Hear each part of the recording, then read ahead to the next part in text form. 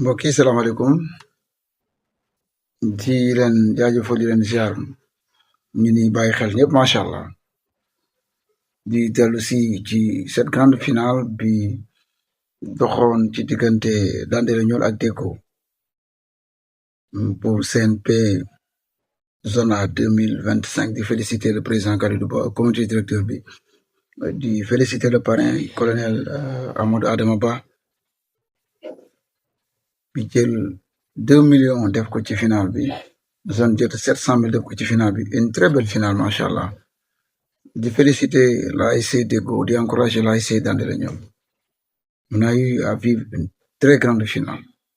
finale bi neex na leen doon xaar ci finale bi am nan ko c'était une très très très grande finale vraiment bravo aux deux équipes mais bravo aussi ci catégorie cadet l'ASC Gouy qui a battu Dande Leñol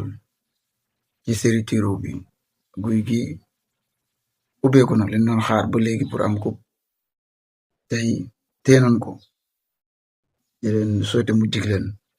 vraiment une cadet boo xam ne macha allah ay jàmbaar lañu mais aussi cadet Dande Leñol aussi de très bons joueurs qui ont largement dominé la finale mais finalement ils n'ont pas marqué Gouy Gui yóbbu leen série gagné leen deuxième match bi Deco Dande Leñol une très très belle finale lépp lu ñu doon xaar ci finale am na ko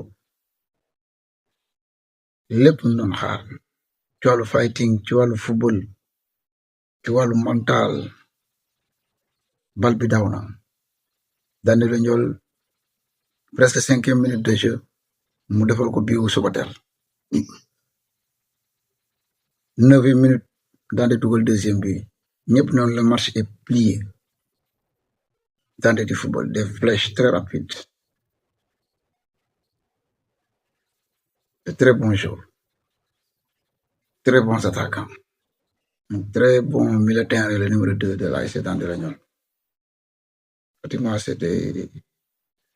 extraordinaire mais pratiquement ci temps additionnel bi Deco vraiment ci phase de jeu très bonne passe Ndiaye Diop Fall Gueye